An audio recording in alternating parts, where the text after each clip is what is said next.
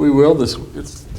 After you skip a week on a study, it feels like you're kind of out of sync with it. We're going to pick up again today on our study of the scheme of redemption. Let's recap then where we've been. The scheme of redemption, of course, began because of sin, and the remedy began as soon as man had sinned. Genesis 3 and verse 15, that promise that all mankind would be blessed by a woman's seed, that woman being the nation of Israel, and throughout all her generations, through that nation would come the Christ.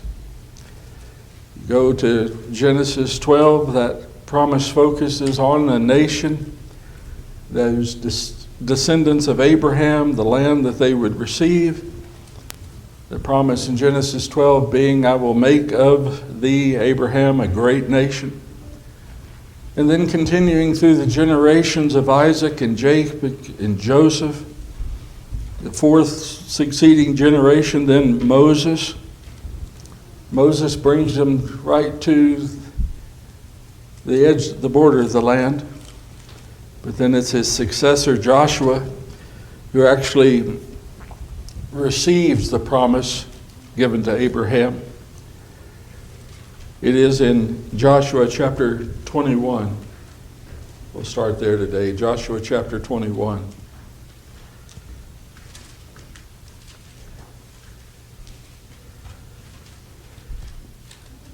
In verse 43.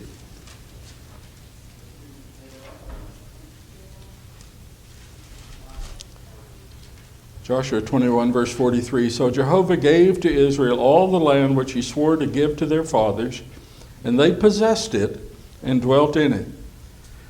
Jehovah gave them rest all round, according to all that he swore to their fathers, and there did not stand a man of all their enemies before them. Jehovah delivered all their enemies into their hand. There did not fail anything of any good thing which Jehovah had spoken to the house of Israel. All came to pass. Their receiving of the land was really unconditional, wasn't it? I mean, unconditional in this sense. They received it because God did it. God had bound himself to do it. He fulfilled his promise. What then happens is who is really going to be blessed by that? I mean, yes, they entered into the land, but not everybody entered into the land, did they?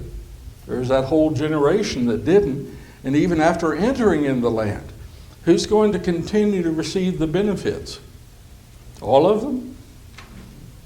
No. Those things are conditional. In receiving the land, crucial to that is now that this nation is established, they received from Mount Sinai a whole system of laws to government, regulating their behavior in the land. And so that whole system of law, what do we understand about it? It was both a covenant of blessings and cursings, wasn't it? Same law, established by God, same people. True still of the gospel today. By the gospel, we can be abundantly blessed, or we can be what? We can be eternally destroyed. So it is a covenant of blessings and cursings. Back in Deuteronomy 27 through chapter 30, there's all those blessings and cursings. It's interesting. Let's go back just a bit to Moses' time. Even while he lived, how assured was Moses that God was indeed going to do what he promised? Wasn't any doubt at all, was there? In Deuteronomy chapter 26, verses 1 through 9, that passage there, Deuteronomy chapter 26, he speaks of that land, although he hasn't entered it and is not going to be allowed to enter it. He speaks of it as already having been given. Deuteronomy 26. And it shall be when you have come into the land which Jehovah your God gives you for an inheritance, and possess it and dwell in it, that you shall take of the first of all the fruit of the ground, which you shall bring in from your land, that Jehovah your God gives you, and you shall put it in a basket, and shall go to the place which Jehovah your God shall choose to cause his name to dwell there. What's the immediate emphasis? Here you are in the land. God gave it to you. God is going to prosper you in it. You're going to bring from all that he prospers you. Where are you going to take it? What's to tell you about the focus, the reason that land was established? The focus is God, isn't it? To serve God. To do, from all those blessings, to do what he is said to do. And so, that is the way that they would receive the benefit. God's promise is fulfilled. But not all of them are going to enjoy the blessings. You know, we know God blesses those who he can, and he curses those who he must. It's all a matter of covenant. Why is it that way? Why do you have that kind of a covenant? Because God allowing for and respecting man's free will. He wanted man to worship him only if we had the heart to worship him. And so, respecting man's free will, what's that tell you? Not everybody's going to be blessed, are they? Only a portion of the people, only a remnant of the people. And so, to be sure, the national fulfillment is certain, but the individual reception of all those blessings is not. Immediately see that it's conditional. That's why there's these conditional benefits of retaining the land, and the conditional benefits of prospering it are set by this covenant. There's continuing prosperity for those who obey Jehovah. Isn't it strange that people still want to debate that fact? Yes, Jim. It's just like we have choices. Mm-hmm. To do the right and the wrong. So did they. They had a choice, and God allowed that. Mm-hmm.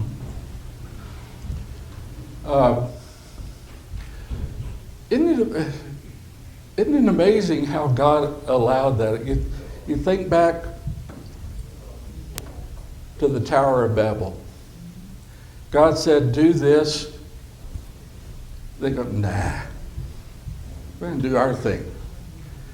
How far did God let them go in doing that thing?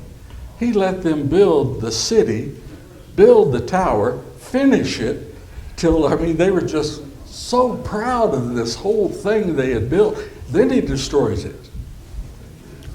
It's like, you set your heart to do this. Go ahead and prove your heart. You go ahead. You accomplish what you want to do. And what's God going to do?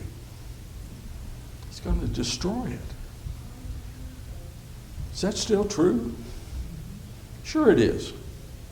Sure it is. Well, all these things are set by covenant.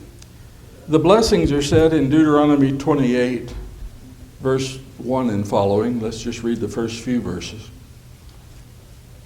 Deuteronomy 28.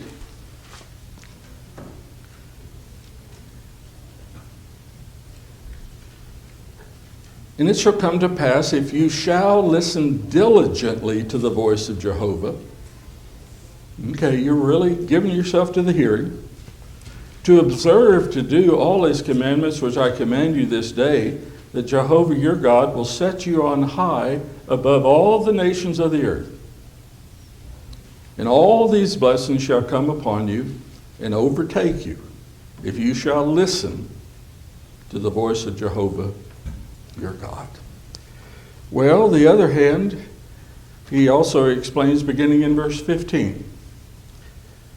But it shall come to pass, if you will not listen to the voice of Jehovah your God, to observe to do all his commandments and his statutes, which I command you this day, that all these curses shall come upon you and overtake you.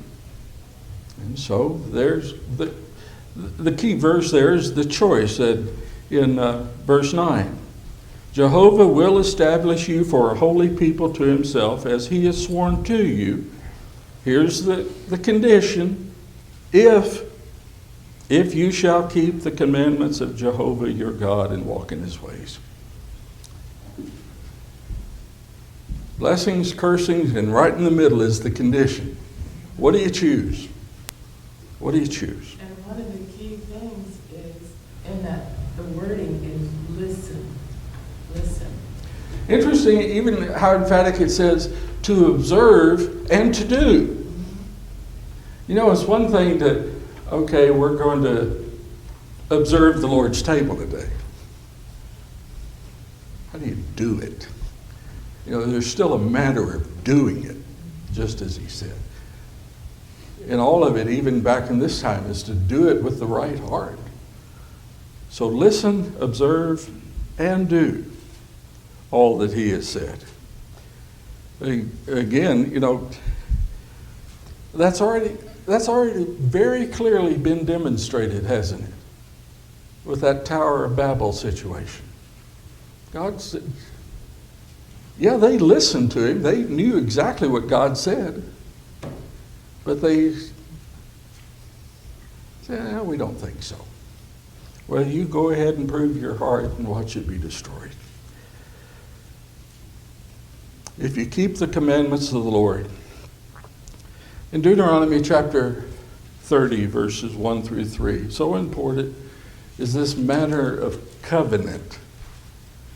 A covenant that God sets all the promises, the terms, and the conditions, and the judgments pertaining to it.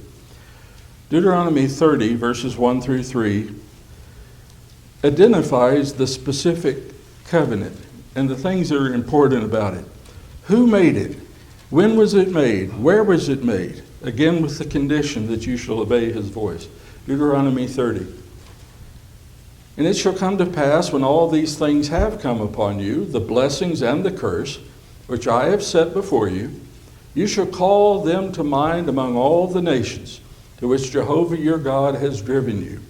And you shall return to Jehovah your God, and shall obey his voice, according to all that I command you this day, you and your children, with all your heart and with all your soul.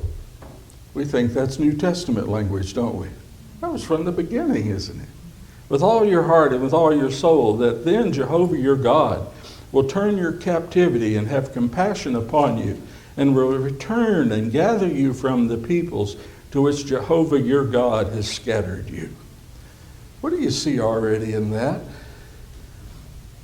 A cycle of sin and redemption. Okay, you're going to choose to do what you want to do. We see it again in the days of the judges and in the days of the kings. You're going to choose. You're going to suffer for that, and eventually you're going to cry out, and God will graciously deliver you from that. You will turn to God, but then what are you probably going to do? Well, not probably. Then what will you do again? Just about when everything is restored and reestablished as it ought to be, what are they going to do next? All over again. They're going to turn away from God. The condition is, you shall obey his voice. In Deuteronomy chapter 31 then, in chapter 31, verse 7 and 8, we know, of course, that Moses didn't enter the promised land, but then he's charging Joshua to be their leader, by which the nation will inherit the blessing. Chapter 31, verse 7. And Moses called to Joshua and said to him in the sight of all Israel, be strong and of good courage, for you shall go with this people into the land which Jehovah has sworn to their fathers to give them, and you shall cause them to inherit it. Interesting way it's said. We'll see it again also of Samuel. And Jehovah, it is he who goes before you, and he will be with you. He will not fail you, neither forsake you. Do not fear, neither be dismayed. What's Joshua charged with doing as a leader? What's he charged to do? He is to cause the people to enter the land. How can Jehovah cause that? How could he cause, and again, not all the people get to enter. How could he cause that? Because it's his will. His will was promoting them. And it says Joshua was to be strong and of good courage. He was an example to them. Because Joshua upholds the word of the Lord, because he's the man from the heart who's going to do exactly what God tells him to do, including what seems foolish, walk around the city 7 times and shout. He's going to uphold that. Then it's certain that the nation is going to enter that land. And he's causing them to, in that way, because he is upholding the word of God. He is causing them to observe and to do it. And so Moses is passing the leadership to Joshua, chapter 32, verse 48 through 52. There's that reminder of why Moses didn't enter the land.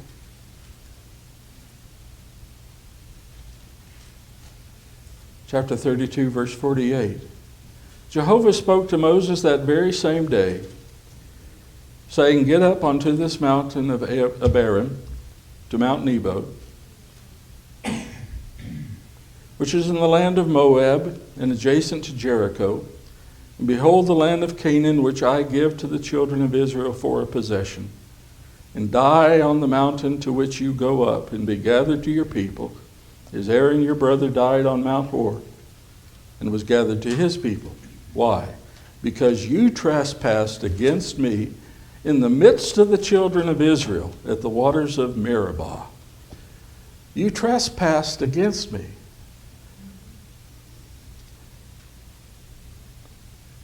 After all that God had so powerfully and mightily worked through Moses in overcoming Pharaoh and proving the power of God and all those signs and wonders, and Moses actually leading them through that dry bed of the sea that day.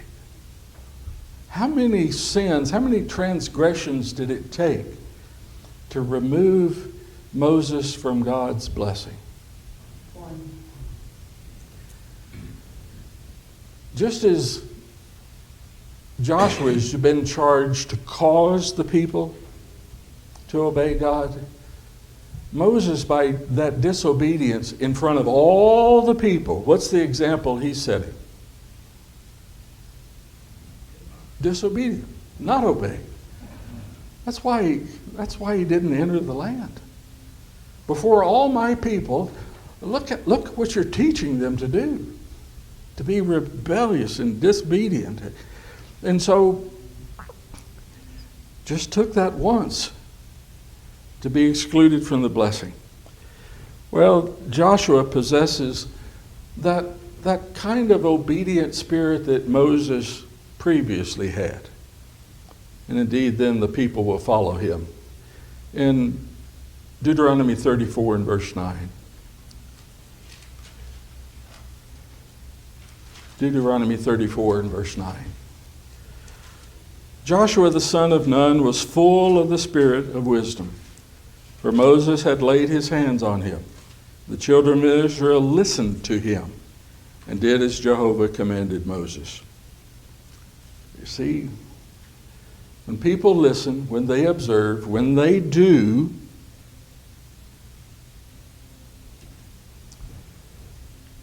and all of it comes about just as God has promised. Well, on the other hand as well, when they don't observe and they don't do what God has said, it still comes about just as God has promised. Well, Joshua is going to prove himself to be a faithful leader. That brings us into the book of Joshua. It is, if you stop there, it is amazing how much of God's scheme of redemption has already been, not in the fullest reality, but has already been fully demonstrated. By the time you get to that day they enter the promised land. In type, the whole scheme's already presented, isn't it? Not in the fullness of it, but there's sin, there's a remedy, there's a law, there's blessings, there's cursings. All of it's up to you. God is constant, He's true. Everything He says is so, just as He said it would be. It's all up to the person. Are you going to listen? Are you going to observe? Are you going to do? And all who do, what happens? They enter into the promise with all the blessing. Really, the scheme in type is already fulfilled, not in its fullest glory, but it's already in type there. So Joshua, in chapter 11, verse 15. Joshua 11 and 15.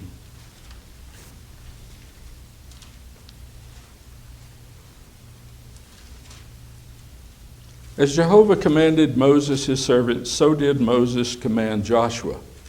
And so did Joshua. He left nothing undone of all that Jehovah commanded Moses. He left nothing undone. It's doubly emphatic in the way that he's worded with the double negative, isn't it? I mean, nothing undone. It's all.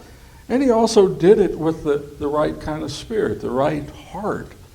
That's why it's prospering. And so this is the kind of man who will later tell the people that they all get to choose for themselves. What is the one verse most everybody knows about Joshua? As for me and my house, Joshua 24, verse 14.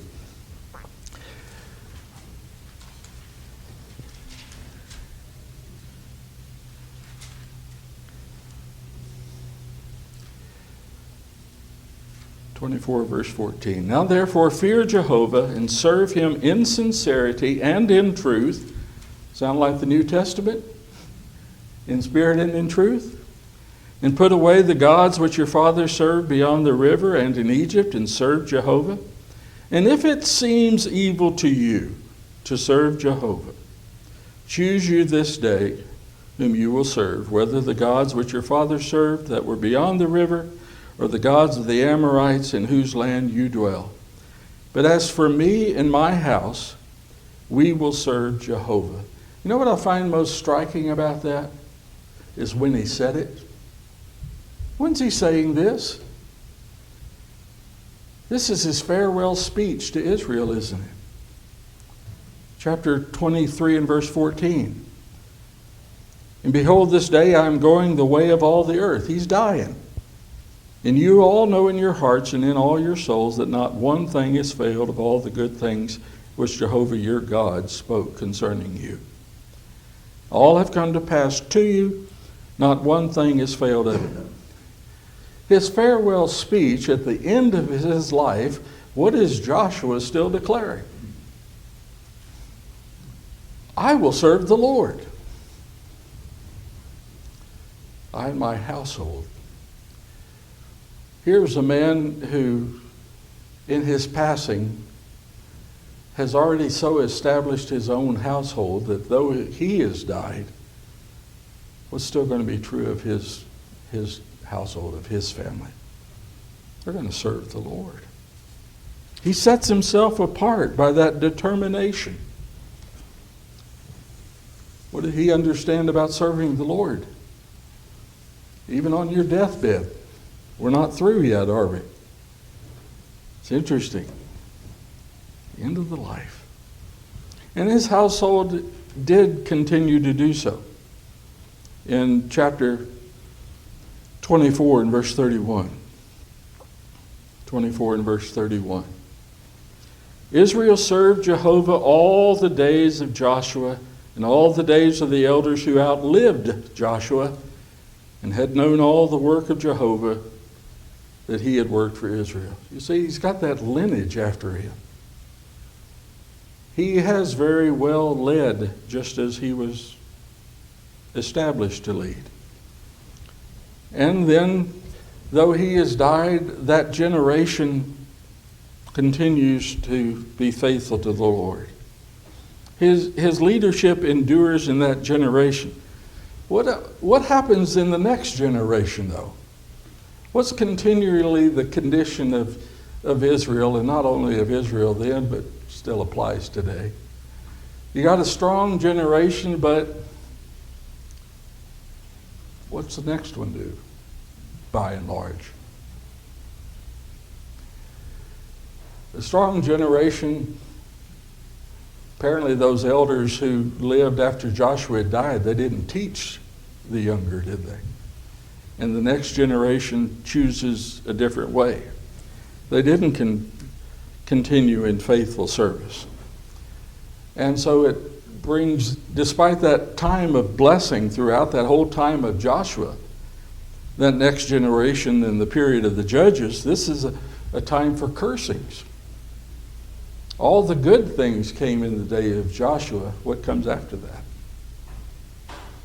Cursing of the disobedient, doesn't it? The period of the judgment. You know, isn't it amazing that people are still a bit flabbergasted or seem offended by that? That God would judge his people, that he'd even destroy his people in the matter that he would only leave a few, but he would destroy the rest. And how could he do that? How can he do that? How can he do that? He set the plan. He said that he would. He said that he would. And because he's God. I mean, again, the matter of covenant, it's unilateral. This isn't a negotiated thing. No, this is what God said. In Deuteronomy 3:14 it says, and he declared unto them his covenant, which he commanded them to perform, even the 10 Commandments. And they were written on stone. He was up front with the 10 Commandments, with the commandments that he wanted them to do, and then they go away. God never goes away from us, nor them. But they go away from him and establish their own. I feel it should be this, should be that. When they were building the tower, they left God out of it. Right. And every instance where you see where they waver, they leave God out. And they don't consider God. Well, as we see in the book of Judges, as soon as they're doing what's right in their own eyes, then anything goes. I really believe that's why Moses wasn't allowed to enter the promised land. Because that example was setting before the people that you can choose to go your own way. Yeah. And if he had gotten by with that, the people would have thought what? If Moses doesn't have to listen, we don't have to listen either. Yeah. And like you pointed out before, he made one mistake. And God does not ignore that. It is that serious, isn't it? To willfully, to have disobeyed. And as a leader particularly, in a way that would set an example for the entire nation to do whatever you want. That's can't be so. It just can't be. And so, we come into the time of the judges, and there's really two reasons for this. Although God had made the way for Israel to enter into the land, what was their responsibility after they had given possession of it? They were to drive out all the enemies. They were to drive out all that pagan worship. And because they didn't drive it out, what happened? They became like those people. They were overcome by the pagan worship of those people. And ultimately, in Judges 17 and verse 6, they did what was right in their own eyes. And what happens in that is it just goes from bad to worse. As long as anybody is doing, apart from God's standard, what is right in their own eyes, it goes from bad to worse. There's really a cycle of apostasy, which then further weakens the people and threatens their receiving the promises of God. If we go to Judges chapter 2. Judges chapter 2.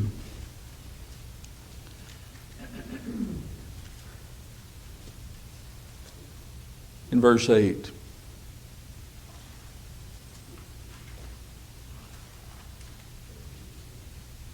Well, let's just start earlier than that. Judges 2.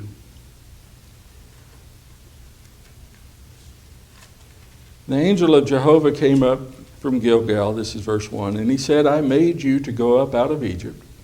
I have brought you. This is all that God has done. Look here.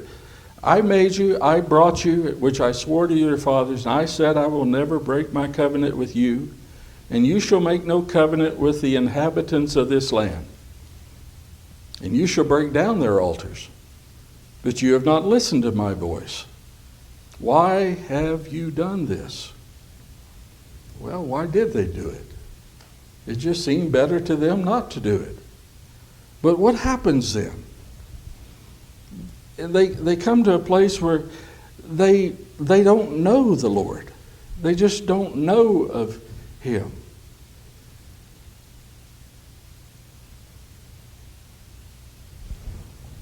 What follows then is a cycle of sinning.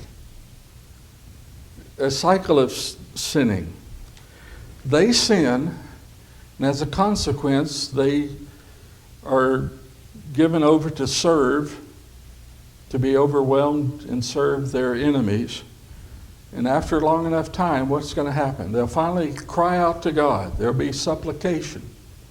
And God will hear. And God will save them again. And what happens? Sin, servitude, finally supplication, salvation. But as long as you're continuing of that mindset and that heart that you really just want to do what you want to do, what happens with this cycle? Here it starts up here. God saves you. It goes from bad to worse. Then it's down here. And then it's down here. Till at last, before they go into captivity, what are they doing? What are they saying about God? It's all your fault, God. I mean, if we serve the idolatry, if we make sacrifices to Baal, everything goes good. If we sacrifice to you, Lord, everything's horrible. Well, you know, how'd all that start? I just thought this one little thing would be good. That seemed good to me. That one little, where's it go? It goes one way. Apart from the Word of God, it goes from bad to worse. Yes? In verse 16, in that same chapter, chapter 2, and Jehovah raised up judges who saved them out of the hand of those who despoiled them. Mm-hmm. And yet they hearkened not unto their judges. God's tried, He's always working to save this remnant. Okay, here's a few. I can keep this few out of this mess. I can still try to train them up right. I can but then what's happening? What did it say? They hearken not to the training, does it? So God's continually trying to save this remnant, and they're continuing to go, not so sure about that. That's how it just continues to go until at last they've destroyed themselves. Did you have something, Frank, too? Yeah, We can look at why, and ask the question, why are there so many churches? Because they want to go their own way in the Scripture, and they don't want to obey God and the instructions of the Bible, more so than have their own way. It brings to my mind Nadab and Abihu just wanted to make that one little change. Couldn't be. But the problem is, those weren't just run-of-the-mill Israelites. Those were the priestly class. They were the leaders. They were setting before the people. Oh, we can do it ever how we want. No, you can't. It was by that notion, if God had allowed them to continue to serve, what happens? People just get from bad to worse. What you got, Jeff? You know what June read there? It talks about he sent the judges and that. And then in the latter part of verse 18, it says, "For the Lord had compassion on them as they groaned under those who oppressed and afflicted them."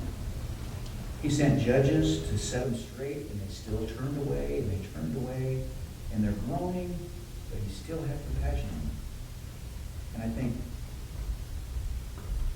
we don't have that. I mean, people do us wrong, we just...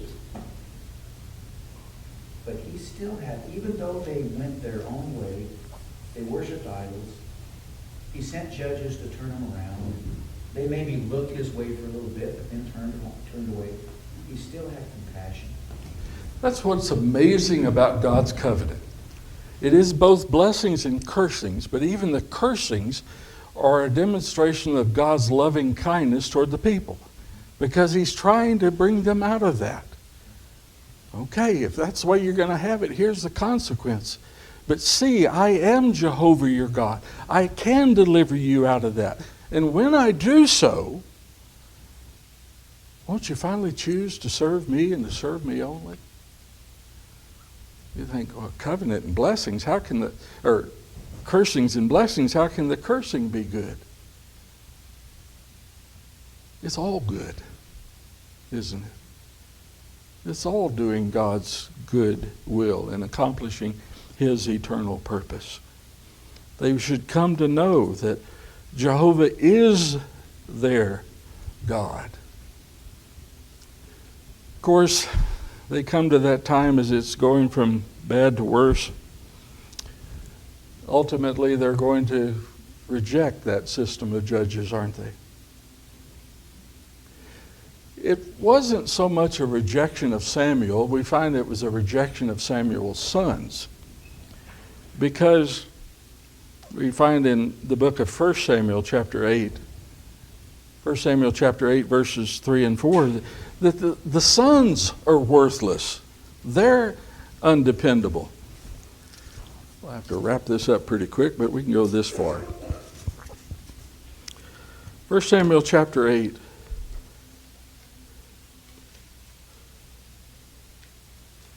Verse 3.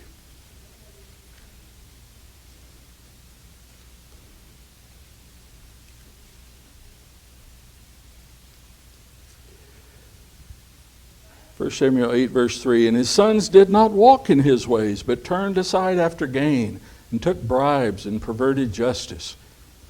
What's the condition of Judah at last? When it said Judah is even worse than the northern kingdom was. What was it? What's going on among the leaders and among the priesthood? What is everybody doing? Taking bribes, perverting the laws, the wealthy are abusing, depriving the poor. Just the whole system of justice and worship is just a perverted mess. Well, that's what Solomon's sons would do. Took bribes and perverted justice. Verse 4.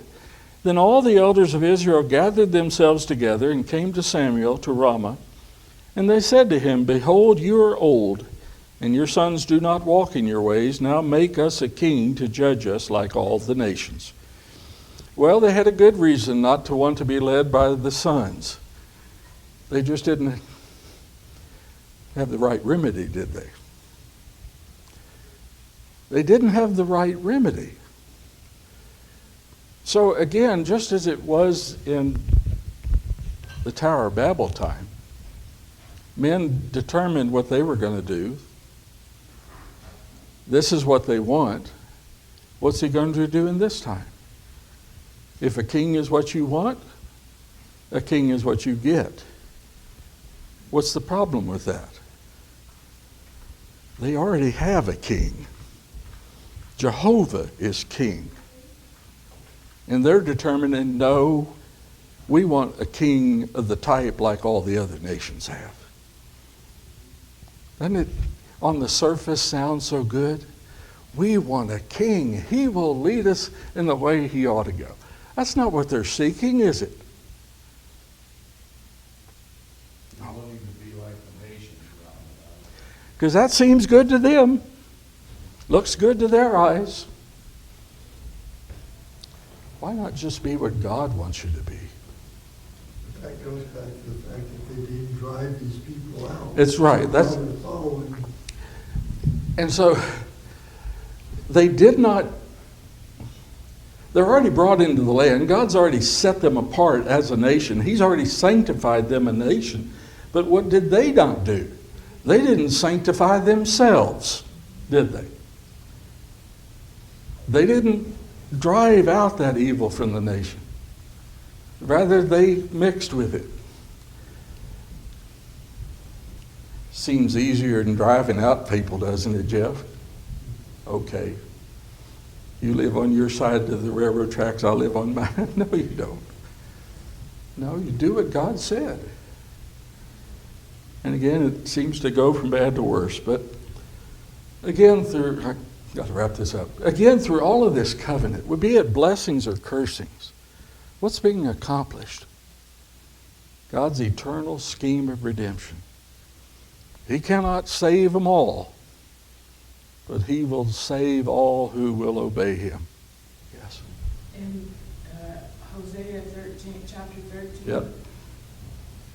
and verse 11, Mm-hmm. and it's rehearsing that God gave them judges, they were pleased with it. God gave them kings.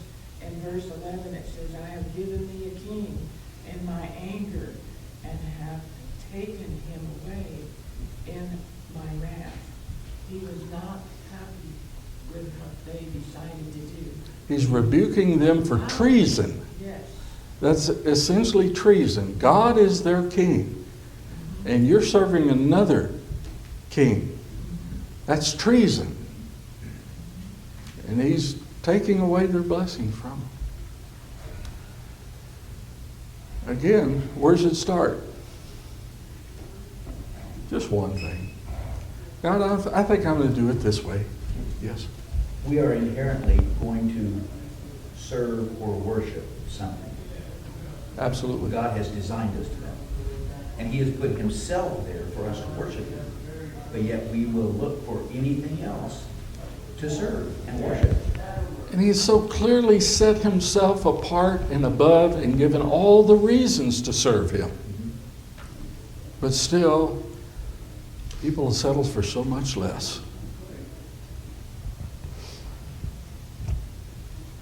The key to what we've considered this morning is you listen to him, you observe, and you do all that Jehovah your God has said.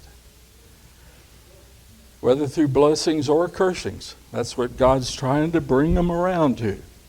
Ultimately, if he could get his people to just do what he said, they would know all the blessings that God has in store.